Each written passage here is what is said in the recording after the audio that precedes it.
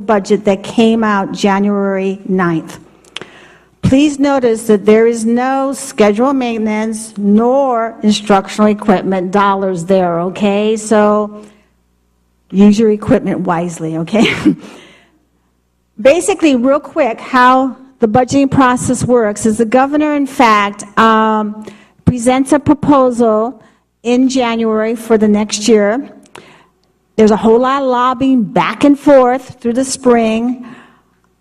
In May, given that it's closer to the beginning of the fiscal year that they're talking about and the final property tax payments are made and we know more about sales tax, he does a revision.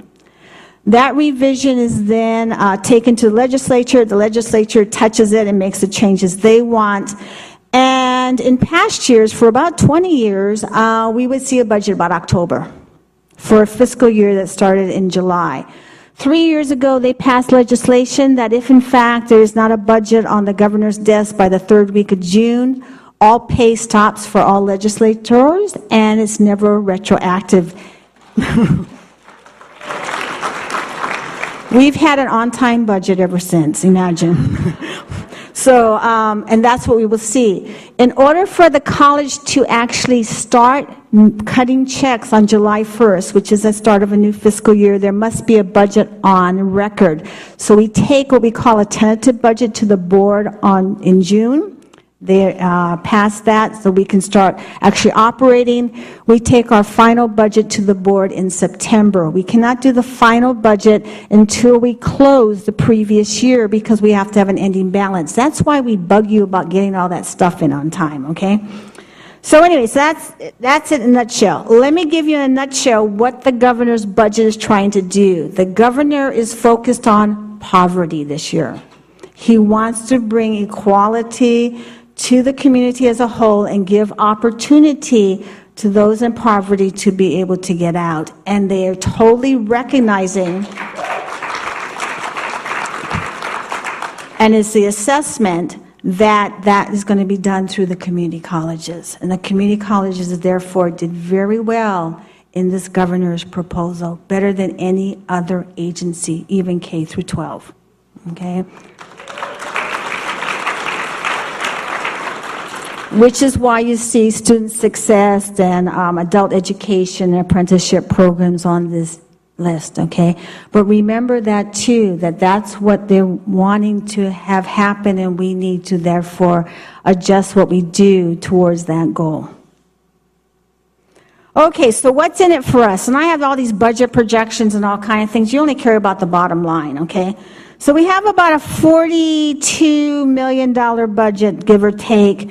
And I've been doing, I've been going around all fall going, oh, we're in trouble because, as you well know, we have falling enrollments. And I'll talk about that in a second. So I've been really concerned that we were going to have to do some more budget cuts. Okay, I'll just go right to the bottom line. As you see here, given the current budget projections, we have under $100,000 negative for this next year and the year after, and after that, over $600,000. Under $100,000, I can budget, I can balance, I can do that, okay? I went to budget workshop. I want to tell you who was there. There was a deputy director for the Department of Finance, who is the person that actually has the governor's ear in fiscal issues. There was a deputy director of the legislative analyst's office. There was the vice chancellor for finance and facilities and the president of Sierra College. The continuous message we got was, this is the best budget the community colleges have seen in 20 years, but this is as good as it's going to get.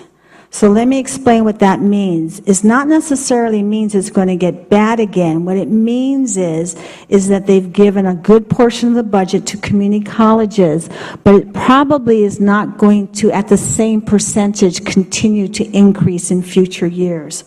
So you can't necessarily assume the percentage increases we got this year is going to continue, but it doesn't necessarily mean it's going to go away. There are none of them, all of them use the word cautious spending, and none of them would project beyond 2017. And there's two issues out there that you need to spend close attention to.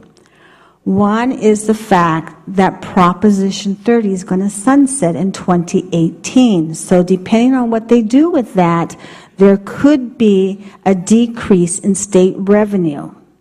The hope is it will be backfilled with a continually strong economy.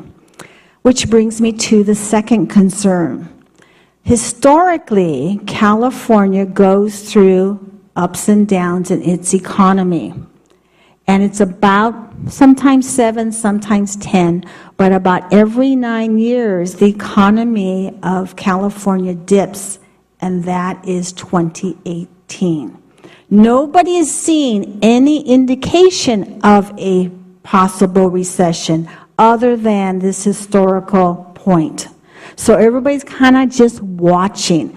Now, what was also passed in the November election was Proposition 2, which allowed the governor to formally set up a rainy day fund. So they're also trying to hedge against any future recessions, and they will happen, so that the impact on agencies will not be as great like we saw this last time.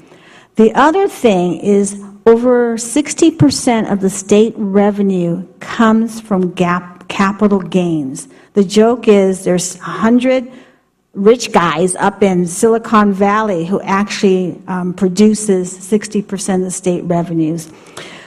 The stock market is very volatile, and that's where those capital gains come from. And again, we don't know what's going to happen with the stock market. So just sort of kind of keep your feelers out. But all in all, they love us, the community loves Cuesta, and things are looking good for at least the next 3 years. Yes?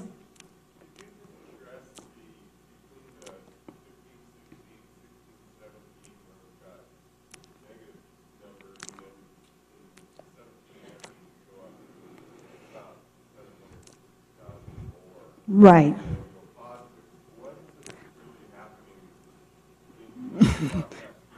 Yeah, some things are happening. We're no longer. We're making the last payment and the retirement incentives. I made some changes in the assumptions in terms of efficiencies. If we can build efficiencies, which causes some savings, with the idea of having compounded COLA, and I also increased the COLA numbers. Deborah Stakes and I are always at battle as to how conservative I should be. This is still conservative, and I will admit that. The cops being paid off, that type of thing, and what will actually be funded. Now, can I talk a little bit about the funding too? And we're seeing a little blip there as well. We will have to pay the stability gain for the next couple of years because we're trying to maintain a certain budget. And what we can do, we're allowed, since summer schools bridge the fiscal year, we can push under certain parameters which way we count the FTEs in the previous fiscal year or in the next fiscal year. So as we're trying to build the college stronger, what we were going to do, for example, this year we're on stability, which means that we pushed as much as we could to last year to build our FTEs as high as possible, because that will determine the funding for this year. Since we have gone on stability, we do not have to make cap this year because we are going to take advantage of what the cap was last year. We will have to then make cap next year, so we will push as much as we can from the summer schools into next year, and that's why the word stability is here. In the meantime, we're hoping to work on efficiency and work on programs that in fact will attract students. If you want to see the exact projections to see where that fluctuation happens, but that's generally where it is. Okay? Any other questions? Yes?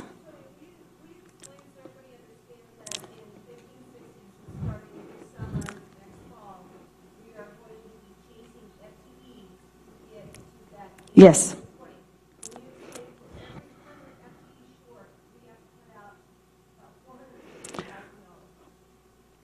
What Deb is talking about is we're paid just over $4,600 per FTE, so every 100 is about $450,000 that would be a cut to our budget.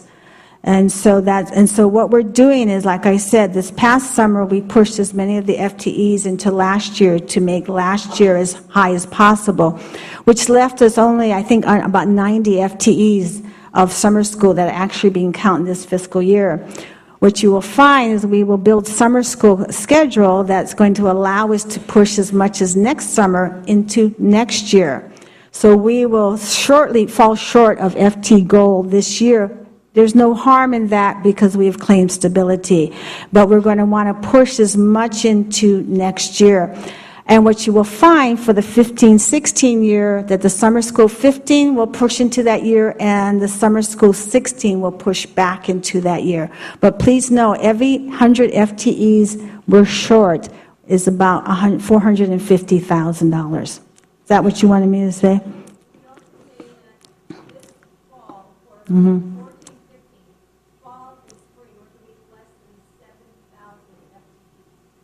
Yes, in fact, right now, we were looking at the projection, we're looking at a 7,100 for this year. Now, that's about 1,100 short than what our cap is. But part of that's purposeful because of the moving of the summer school. Part of it's because we need to build those enrollments.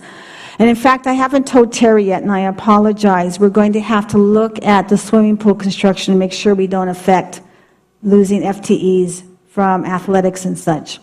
But yeah, okay. Just so you know, right? Chris wanted me to tell you that, yes. Allison? Can you give us an idea then of how many FTEs you're going to try to capture summer push forward and then make up the differential, what the plan is other than just offering more courses to see if we can cast a wider net and maintain some level of FTEs? Excellent question on the Vice President Administrative Services, not Academic Affairs. No. Yeah.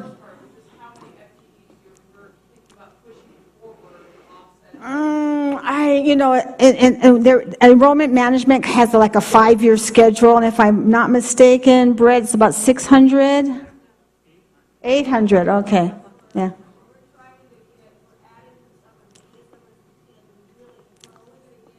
Right. And just so we don't, you don't want a whole lesson on FTEs right now, but with summer school, when you have a class that starts in June and ends in July, you can count it either way, unless it's positive attendance, and you can't count it until it ends. And so there's all these little tricks that we have to make sure. So you may find some tweaking as to start dates and end dates so we can push them the right way. And that's something you can work out with your deans and such. Yes. 620 according to Brent. Yep. Okay. Okay. All join enrollment management, okay? Enrollment management will have to come up with a plan with how to do that. But this is the numbers, okay?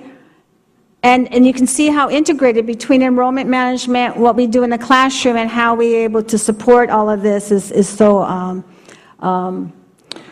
important. And that's why it's very important that you keep Ryan and Chris Green in the loop too, because they're the bean counters, okay?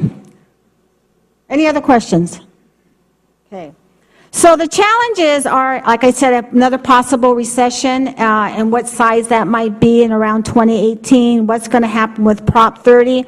Stirs and PERS, big dragon out there on the horizon. The state has decided that they want to be out of the stirs and PERS industry, okay? And specifically with stirs, right now, I'm a stirs employee, so I'm real concerned about this, and I'm only 62, so I want to live past 2035, which is all they're saying at this point, that stirs is going to be solvent. So they started last year, so as far as this year is concerned, the contribution of the district has gone up, and that means that the cost to the districts have gone up. Starting this year, that was last year, starting this year, your contribution is starting to go up, those of you who are STIRS employees, and we're expecting a similar thing to happen with PERS employees. And so more is going to be taken out of your paycheck. The idea is the state wants in 2035 not to be doing any contribution. They're going to dump it back on the employers, meaning whoever the state agency is, and the employees.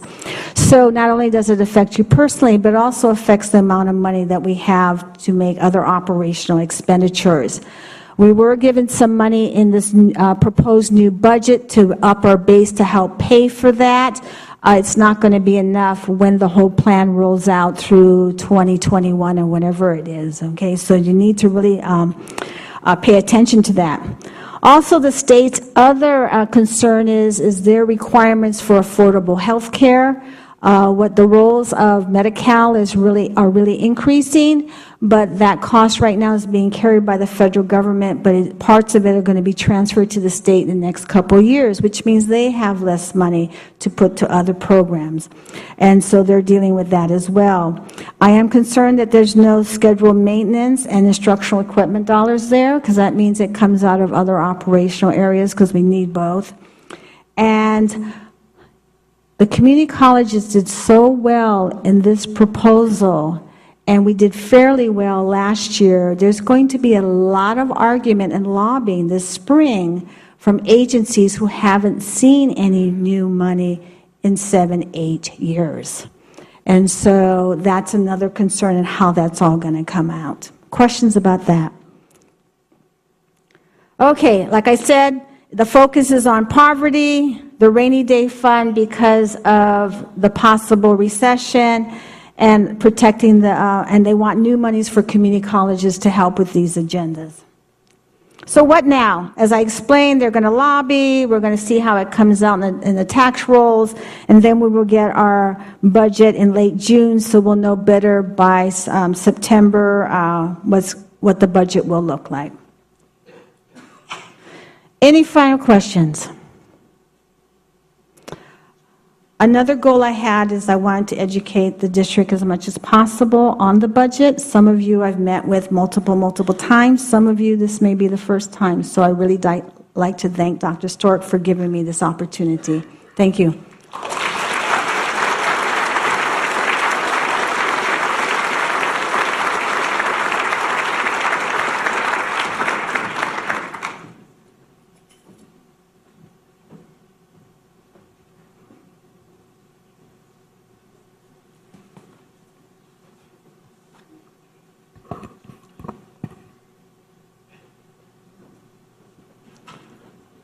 Thank you very much, Tony. I appreciate your preparation. It was nice that you were able to be here today, because I think it was very timely, given what's happening in Sacramento, also what's happening in terms of the change of climate for us here at Cuesta, and also the change of conditions that you're going to be going through shortly. So thank you again.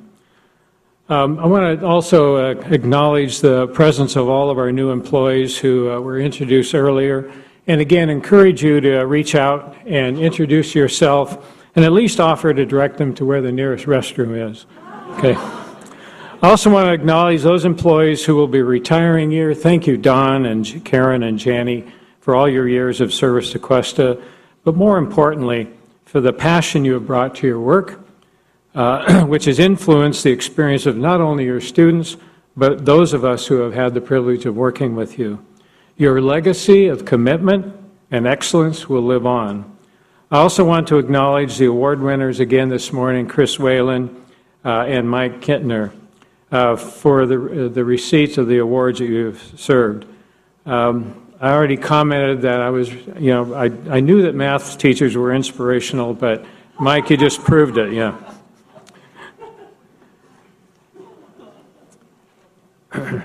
At fall opening day, my comments focused on the 3 B's, bond, budget, and bounty. You've heard updates on most of these topics previously this morning by Vice President Tony Summer and Terry Reese. So today I'd like to turn my attention to a new topic, and that's delivering the promise. We've made many promises. I've made many promises to you. You've made many promises to each other, to the institution, and to your students. And I'd like to review some of these. The promise of excellence in teaching and services. To me, the evidence is very clear and very abundant. For instance, theater arts, Pool 63.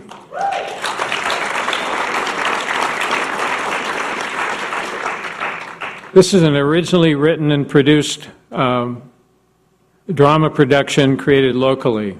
The winner of 5 Kennedy Center American College Theater Festival National Awards, and recently selected to represent the United States by the John F. Kennedy Memorial Center for Performing Arts at the International University Festival in Mexico City next month.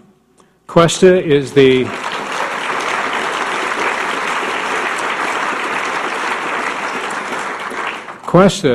only United States college to be invited to participate in this festival. Fundraising is occurring now to finance this. How many saw Pool 63 when it was here before? If you missed it, you missed a moving experience of what it was like in the South in 1963. I remember it very well. To me, that was one of the most moving experiences I've had at this college in the 48 years that I've been here. So it's going to be showing 4 times again in preparation to go to Mexico, and you don't want to miss it. January 30th, a 7:30 performance. January 31st, a matinee at 2 and an evening at 7:30. And on February 1st, Super Sunday, it's at 2 o'clock, but you've got time still to get home and watch the Seahawks take the Super Bowl.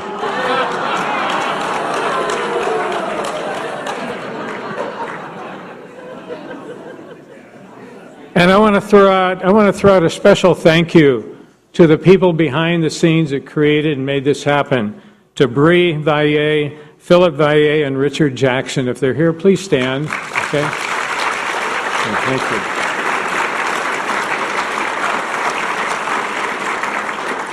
Skills USA, another example of excellence. Welders Without Borders, Welding Thunder Competition.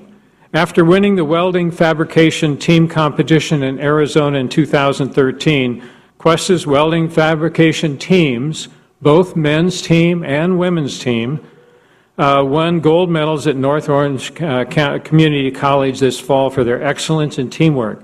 And the fabrication teams built these very elaborate barbecue grill systems. Cuesta has set the bar for other colleges and universities for excellence. And I want to recognize Rob Thorson and Michael Fonts. Here, thank you.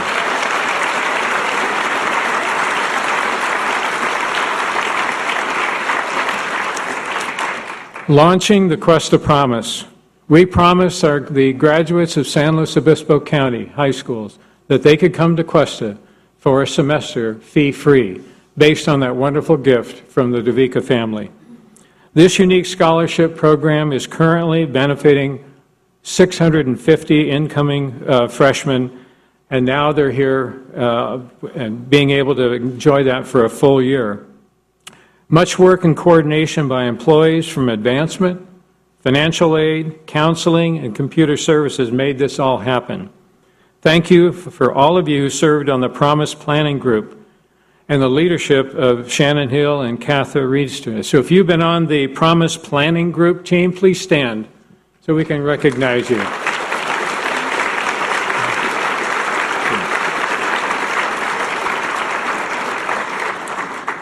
The Degree Works launch. The college invested in this very important software to assist us to better serve students in auditing their progress toward degrees and certificates, communicating with them what is needed to complete their educational goals, and to award degrees and certificates automatically. And I want to thank the implementation team, and I call your name, please stand. Sherry Waters, Kristen Pimentel, Adrian Smith, Lynn Mall, Lori McLean, Will Rooster, Thea Labyrinth, Eric McDonald, Steve Budke, and Tyler Penny. Please stand. Thank you.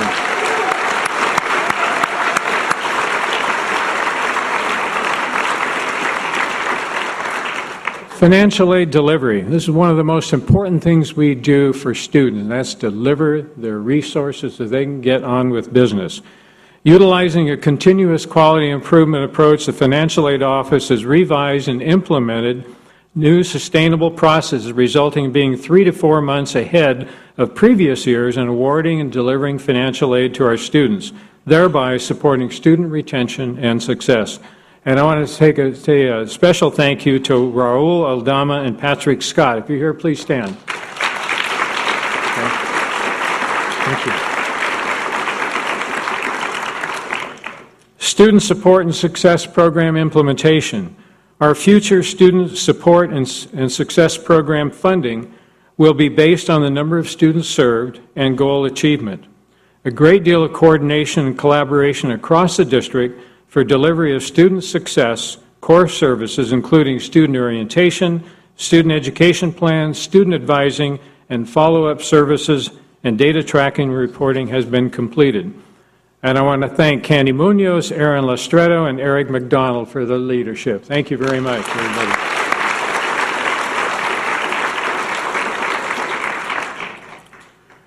And I also want to recognize another promise that we've made to our students, and that's teaching excellence. And what's helped elevate this is Alpha Gamma Sigma. For the third consecutive year, the students of the National Honor Society Alpha Gamma Sigma have taken the time and effort to recognize members of our faculty who create a learning environment for their students that is challenging, relevant, and supportive. This fall, 10 new faculty members were honored by AGS, not new to the college, but new to this award. And I'm going to call your name and please stand. John Arno in broadcasting, Ed Conklin in English, Bill Demarest in mathematics, Dr. James Eichmeyer in physics, Dr. Anthony Gutierrez in student life and leadership, Dennis Judd in history, Amity Perry-Boetta in business, Ray Reed in engineering, Jude Rock in English, and Mike Serpa in mathematics. I also want to pay a particular thank you to Dr. Chris Gilbert for his advisorship for that organization. Please stand. Thank you. Thank you.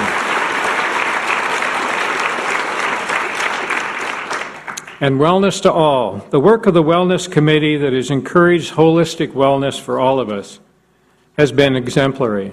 I dream about Janie every night. Now don't get the wrong idea. She has instilled in me a recommitment to my own wellness in all areas: physical, spiritual, social, professional, intellectual, and environmental. And she checks on me regularly. And I want to thank Janie Johnson, Sherry Moore, and Tanya Downing for your leadership and passion in making sure that this becomes a conscious thought in our existence. And a matter of fact, their commitment to this endeavor earned them a spot during my presentation today. So I'd like to invite Sherry and Janie up.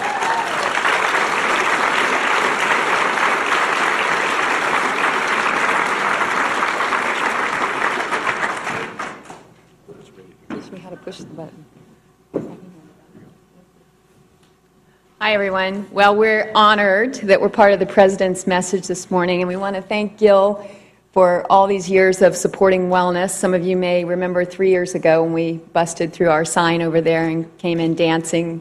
Well, I think we were talking about Mike Kenter in his swimsuit during that. But thank you, Gil, for being so supportive of wellness. We really appreciate that. Okay, Janie? Okay, first of all, I'm not sure what I'm going to do with that comment that Gil just said, except go over and give him a hug.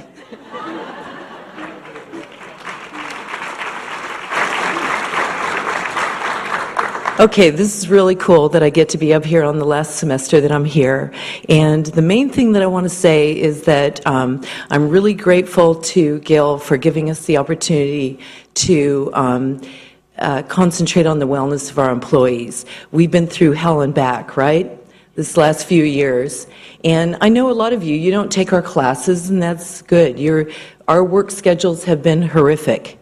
And so the really cool thing is I know that Gil Stork starts his day with a 5 a.m. walk, and I know there's a lot of you out there, my teammate here included, that starts her day with wellness or fitness, and I just really want to encourage you to keep doing that, because you know the greatest gift that you're going to ever have is your health, and that's what we've always tried to do here. So if you are actively working on your wellness and your fitness and keeping yourself together during this hard time, it's great. So keep it up. Okay? So here's what we've got for our semester of wellness activities. So the first thing is that we're going to have our Cuesta College 5K again. Now, a 5K is 3.1 miles. And if you come over into our area, we have a kiosk on the area that's right in front of the gym, and it gives you the old campus loop. So it's 2.5 miles, that loop, but we're adding another like 0.6 miles, and that's the 5K loop. So May 8th, 4 p.m. Gil is working with us to let employees off early. I think he's going to probably commit to that. Oh. And maybe. Put him on the spot up here. We've got trustees here. Oh, okay. Maybe you might, no, never mind. Okay. So on that day, which will be like before the last week of classes, we're going to have a 5K out there. Now, here's the great part. It's going to cost you about $30 or $35 to join, and the grand prize is going to be 2 round-trip tickets to Hawaii, which the Wellness Committee is going to put up through their fundraising. And so anybody can walk or run this race, or run or a fitness event, whatever you want to look at it as.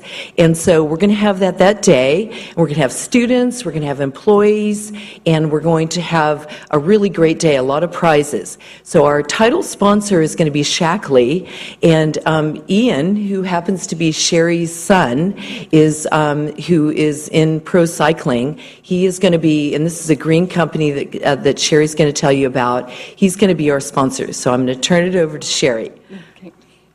I'm not actually going to talk about the company right now, but I'm going to tell you that what he's going to donate is all the sports drink, sports bars Shackley has for the event, as well as all the food, the other food he's going to pay for it, and sunscreen. There's going to be sunscreen, sports cream for pain, the pain you'll be in afterwards because you probably won't train for it, and everyone's going to walk away with some non-toxic, cleaner stuff, so you can take that home, and that's all part of our theme, which is promoting optimal health and disease prevention through fitness, what we're doing there, the food, and eliminating toxins in your life or in your home. And we want you to dress Hawaiian to go with the Hawaiian theme of winning your round-trip tickets to Hawaii. And you can see it also benefits not only wellness, but kinesiology, recreation, and also the American Cancer Society. And we'll be, you'll see that we'll be asking you, we'll have a process there for you to be able to share someone that you're running or walking in memory of, or someone that's fighting cancer. My mom just fought and won her 3rd cancer, stage 4 lymphoma, and so I'll have her name there, but not in memory because she stuck around again. She's with us longer. So, and then our next item here we wanted to talk to you about. Oh, by the way, the details will be on Facebook, Cuesta College 5K. Right now, there's another one on there that someone's going to be getting off there, so it won't confuse you. But remember, it's 2015, and that'll also have the eventbrite.com where you register for it, too. So the other thing exciting we wanted to tell you about, what's cooking with wellness, is this year we have a project where we're going to ask you all to be involved in a wellness/cookbook, where we're asking you for wellness tips. What do you do to stay well? And it may not be just exercise, fitness, but other things in your life that you do. We're asking you for a recipe too. We thought about this, we were testing it, we were going to use my nutrition classes, we thought about having all these restrictions. We thought, no restrictions. Whatever you think is a good recipe that will help us all stay well. Now, there is a little part in there where you'll see when you get the template, and you'll see this in your email today, is that there's this Sherry and my students will help with that little comment, nutrition comments. We will find something positive about your recipe there to say, so we can tell people, how it does help with wellness there. So look for that. And also, if you submit it by February 6th, then you have a chance in the drawing to win a $100 gift certificate to Sycamore Mineral Springs before Valentine's Day. Anything else on that, or no, did we cover that? I think we're good. Okay. Go ahead. Okay, so a lot of times people ask us, okay, we're not sure what is wellness and what do we have, and this is one of the reasons why we want to be here today, is that we have free classes here. And I realize that a lot of you, as I mentioned earlier, are doing so many things for fitness and wellness. You're walking in the morning, I see you. You're running around here, you're working out late at night. I mean, gosh, the people who are here and that have taken the load of this work in the last few years, if you weren't doing wellness, you probably weren't here anymore, because this has been a tremendous strain. And I mean, we need this to take care of ourselves for longevity, for sure. So the classes that we had, about 16 of them, and now we're down to about 7 or 8 that still have spots. So they're here. There's a section of Pilates, weight training, yoga, TRX, cycling, kickboxing, soccer, and cross fitness. And so if you go to the class finder and look at the class that maybe could fit into your schedule, whether you're a faculty or you're a classified, they're available. And so you could go on there. There's free spots. I mean, this doesn't cost you anything to take classes. And so you could take one of those classes. All you need to do is say, I'm interested in taking a class. Send me an email today. Ad codes are going out today. And so you'll be able to take a class. Let me follow up on that. Yeah, go ahead. Okay, so the Sign Up Genius link that we sent you all at the end of last semester, if you go to that same link, if you lost it, email one of us. We'll give it back to you. If you go there, it'll show you which specific classes do still have employee spots there. Because, like Pilates, a couple of them are full. I think there's just one that still has availability. Weight training, there may be 1 or 2. So if you just go to Class Finder, you may not see the ones that have spots left. If you did sign up on Sign Up Genius, how many of you did that? Okay, Yeah. great. You should be getting your ad codes today already for that. Yeah. Okay. And then, lastly, Okay, last thing, coming in fall 15, and yeah, I know. We're most excited about this because North County people have been telling us for years, when are you going to come up with something up there? And we've worked on that. We had a running class up there. We also have tried to do a couple of workshops, not up there, but that encompass all of North County. But we're going to have a stretching workshop up there, and it's going to be on Mondays from 12 to 1. And so we're starting wellness up there, and details will follow this fall. And it will be donation only for the employees. So the classes here are free, but the classes up there, until we can get that incorporated and we don't have any classes, physical education or kinesiology classes up there right now. So we're working on getting that back, but we will have that class for the employees, and we want you to take part in that, as well as any other wellness opportunities up there. Yeah. we had 1 minute. So. Oh, okay, we have 1 minute. So the last thing I want to say is, first of all, can anybody who has participated in wellness just stand up right now? Any wellness classes here? Just please stand up. Okay, that's awesome.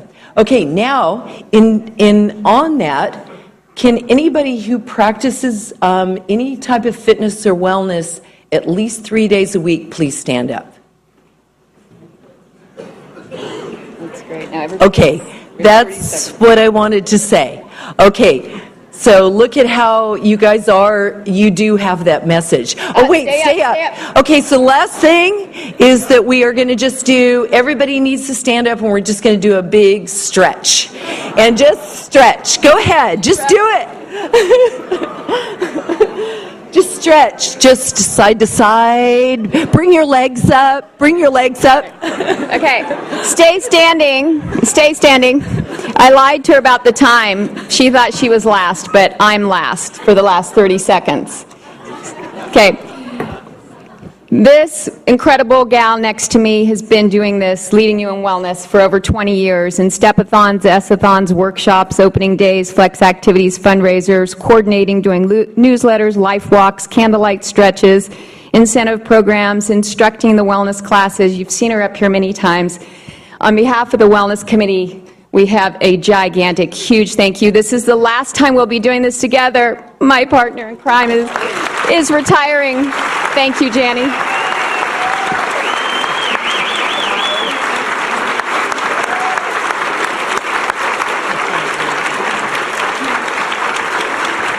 This is and this is Tanya Downing, our chair. She likes to stay in the background and do the busy work here, but we got to acknowledge Tanya, two things.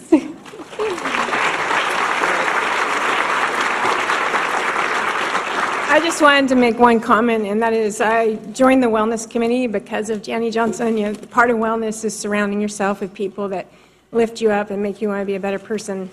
And she's one of them. So. Thank you. Thanks for letting us do that. Did I have a choice in letting them come? They stormed my office this summer, and no, I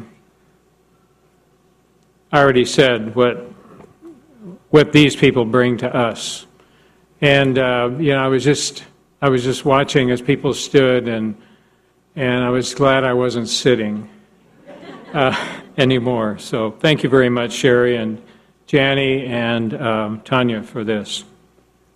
Another promise we made to ourselves and to our public was the promise of maintaining accredited status. Last Thursday, on January 8th, Vice President Deb Wolf, Trustee Pat Mullen, and myself appeared before the Accrediting Commission in Sacramento to present a 5-minute statement prior to their deliberation regarding the reaffirmation of our accreditation for another 6-year period. Later on this morning, I'll send you an email that contains a copy of that statement, which describes the reasons for affirming our accreditation. The atmosphere of the Commission hearing was very different than 2 years ago. The mood was light. The commissioners were smiling. And we felt that they were genuinely celebrating with us the amazing work that all of us have accomplished over the last few years, regaining our position of excellence with the Commission. During the Q&A period following our presentation, there were as many compliments toward our accomplishments as questions regarding the recommendations that were made by the visiting team. As nice as it was to hear those words of acknowledgement and for us to receive accolades from individual commissioners and ACCJC staff, it has been difficult to fully celebrate achievement until we get that official letter, which should be here in 2 to 3 weeks.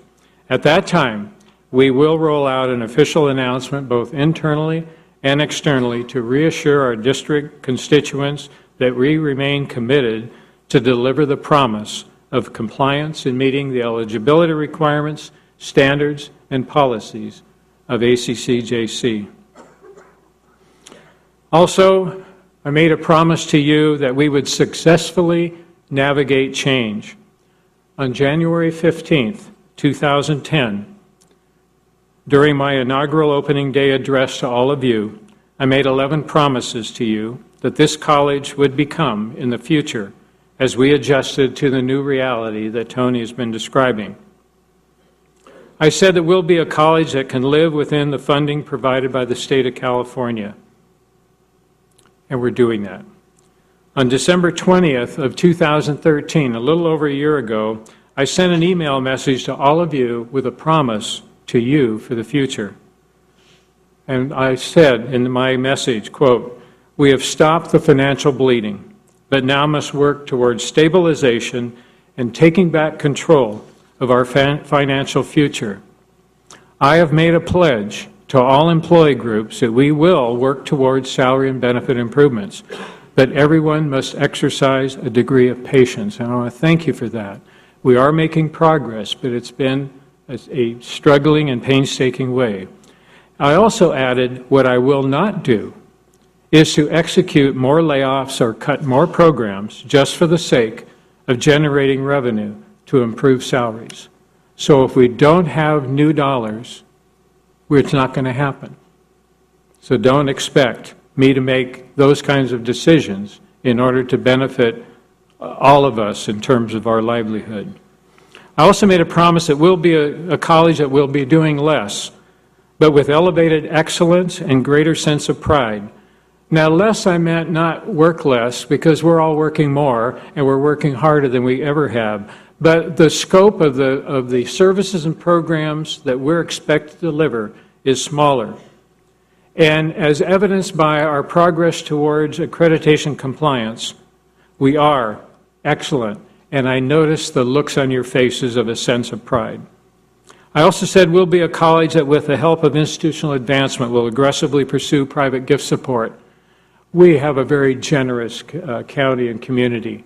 The $8 million gift, the other $1 million gift for the Child Care Center, our foundation board of directors raising $250,000 of money to support technology and to support the grants that you apply for each year is a testimony that they are delivering the promise to us of supporting the college.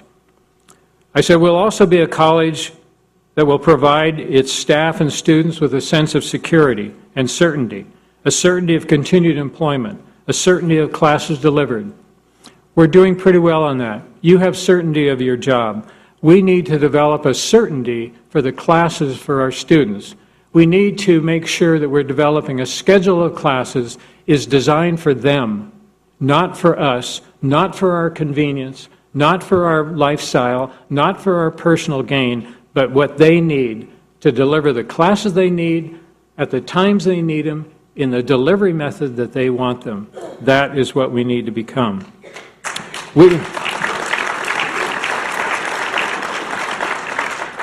I also promise it will be a college where trust is a creed to live by. And trust doesn't mean you agree with people. Trust means that you have confidence that the way in which you're treated and the way and the information you're given is accurate. And that is grown by transparency and being able to ask questions and get honest answers. I said we'll also be a college where each employee will assume the responsibility to make Cuesta a better place to work and a better place to learn. I told you in August, I said I am not interested in hiring people that just want to do their job and just want to meet their job description. I want people to look for ways to make this a better college. And you're all sitting out there because I see it on a daily basis. I say we will be a college that celebrates its history and honors its retirees and alumni. Well, we've done that. We've celebrated our 50th anniversary. We've started a regular process of inviting back our retirees each year to not ask them for money, but to also reconnect them to the livelihood and who we are as an institution. And we are, on an annual basis, continuing to celebrate our alumni. You may ask the question, where are the honored alums today? Well, we have 3 new honored alums, but they're all out of the country. So we're going to do something a little different. We're going to have a March reception and bring them on campus, and we'll then celebrate their contributions and their appreciation for the experience that they had here at Cuesta College. I said we will be a college where consultation is a welcome process, and it's clearly understood that the president is charged with making the final decision.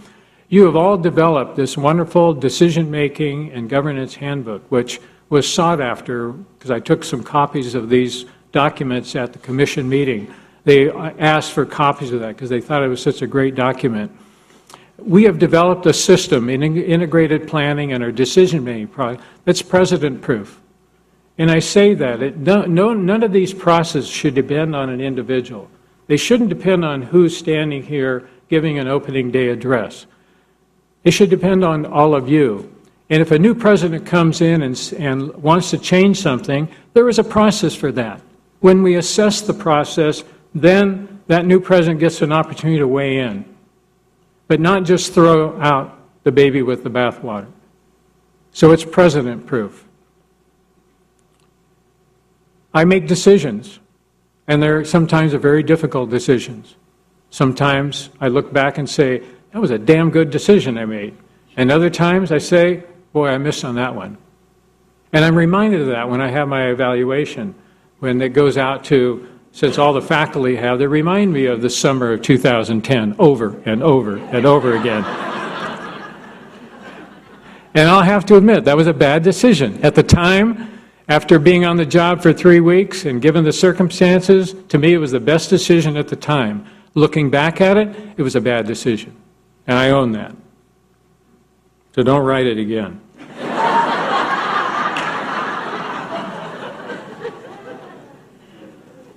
I also promise it will be a college that serves our students with dignity and respect. But do you know who our students are today? Have you really took a look at who they are? Based on our spring 2015 enrollment, as of Thursday, we had 8,200 students enrolled. Today, it's 8,363. So we've had a jump in students. And who are they? So out of every 10 students who you come in contact that are sitting in your class, or you work at the counseling station or at A&R, they're young. 2/3 of them are under 25 years of age. So we're talking about a very different profile than if you were at Long Beach City College or at City College of Los Angeles or City College of San Francisco, where you have a very, very different kind of climate. So we have it. And yet those older students that come to us, they don't want to be treated like a 19-year-old. And so we have a challenge of being able to make people who don't fit into the demographic of a normal classroom to feel comfortable. Know who your students are. We have a continual change in the demographics. Almost 30% of our students now are self-identified as Hispanic and Latino. And of that other mixed race, many of those have Hispanic and Latino heritage, but they're also in a mixed race category, and they will identify as a mixed race rather than one or the other. But the change of the demographics is getting different. The intent. Now, this isn't too surprising, but what's surprising is the fact that what our students are looking for and agree. We're saying 70% of our students have self-identified that they are seeking a degree for one or the other purpose, either transferring, either with a degree or not.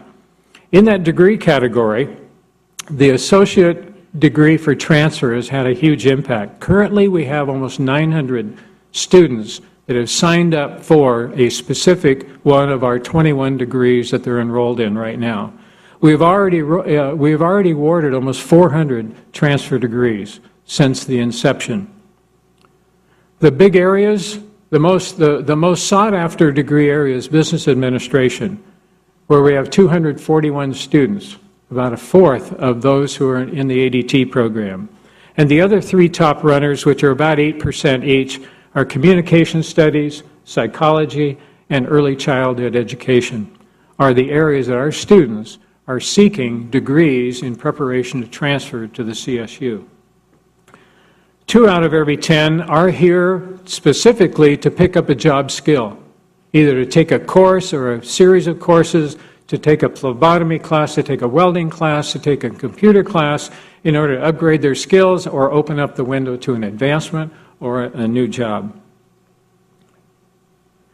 The delivery is interesting. I was looking at the distance ed enrollments. Every 10 students enrolled in DE, only 3 out of the 10 are only taking DE courses. The dominant behavior of our student is to build flexibility into their life. It's so they can fit a job schedule, so they can fit childcare, so they can reduce the number of times that they have to drive their car on our highway with the gas prices there are. So they're in combination of taking in-person classes or in-seat classes as well as DE. And when we look to see where our students are taking classes, you know, the dominant, obviously, where they're taking only classes at one site, they're here. A little over half, about 54%, are taking all of their classes at this location. And you see that those 3 for DE are the ones that we saw on the other chart. Those are our students, and those are the changes that we're now seeing. Let me go back a second. I said we'll also have 2 other. We also said we'll be a college that not only serves our students with dignity and respect, that we'll be a college that serves each other with dignity and respect. And I've seen the acknowledgement today of how you feel about each other, or how you celebrate other people's accomplishments.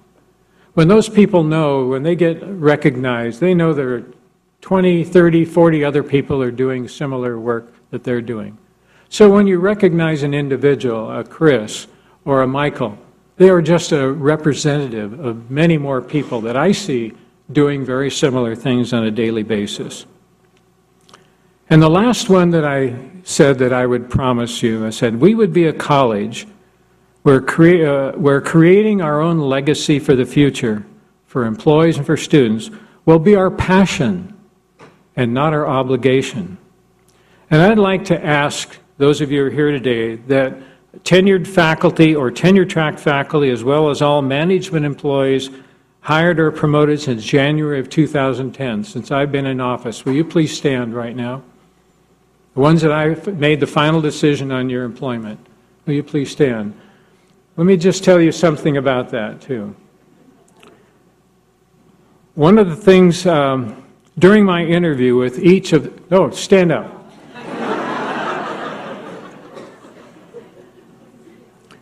Remember, I'm still the president. No. Here, at home, I'm not. So during my interview with each of you, I asked you a very important question. Most of you know where I'm going with this. I asked you what you envisioned your legacy to be after working here 10, 15, maybe 20 years. What impact would you like to have made for the future generations of students and for colleagues? I can attest to you that every single one of these people standing had a vision. This is a question that you wouldn't necessarily anticipate in an interview, but they had an answer. They had not just a book answer, they had a passionate answer. They had an answer from the heart of what they envisioned this college could be, what they envisioned their impact and their role would be to change lives. And that's why I hired them. Because that's what they're going to provide for me, for you, and for our students. Thank you very much for your commitment.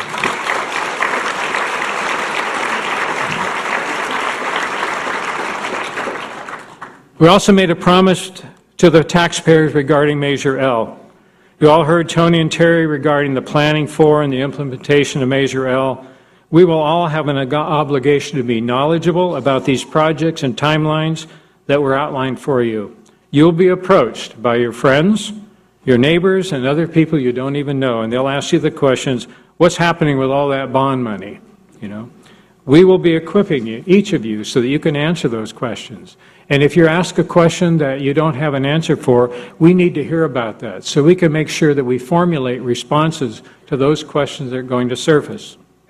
Not everybody voted for Proposition or Measure L. Some of you are sitting in the room. We still have an obligation to every property owner and taxpayer, whether they voted for it or not, to deliver the promise of the goodwill that we're going to be the best stewards of those resources to improve Cuesta College. And then finally, I made a promise to the Board of Trustees when I came on board. When I was approached by Pat Mullen in October of 2009, after a former president announced his resignation, he contacted me about the possibility of me coming out of retirement to assume the role of superintendent president on an interim basis. And what I asked for at that point, I asked for a minimum of 2 years. What was on the plate of what needed to be done was going to take more than a year. And so I asked the board for a minimum of 2 years as the interim. They can only do it 1 year at a time, and if it goes beyond a year, they've got to get special permission from the Chancellor's office. But they agreed to that. The board said yes. In our conversation and subsequently with the entire board, I also committed to, if the position became permanent, serving a minimum of 5 years. I just started my 6th year. I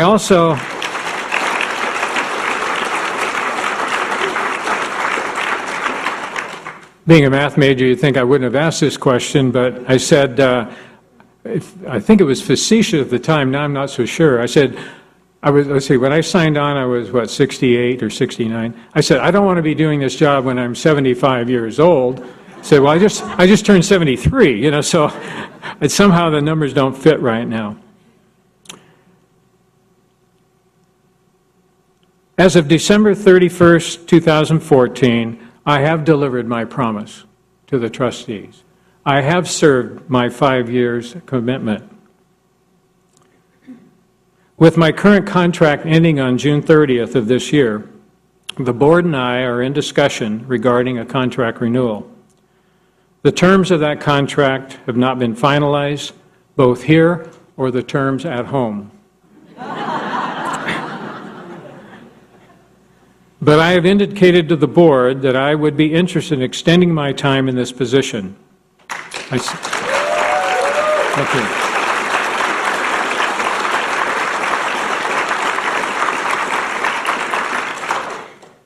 In my message to the Commission last week, I concluded with a statement that I think is relevant at this point as to how I feel.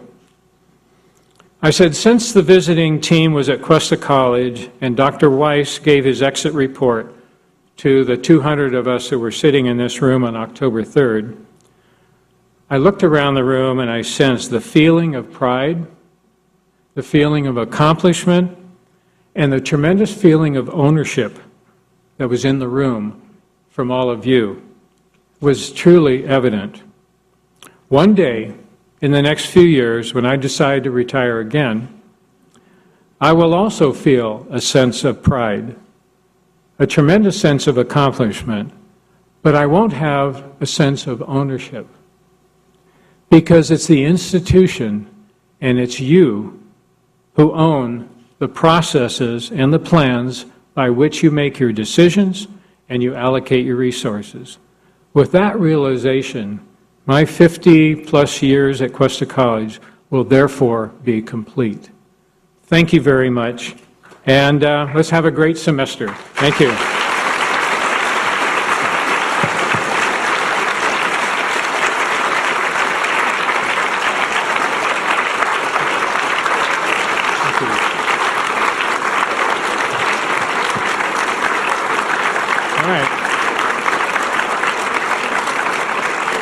Thank you very much, and you now have a break, and then the Academic Senate and Union are going to have their meeting here. Thank you very much.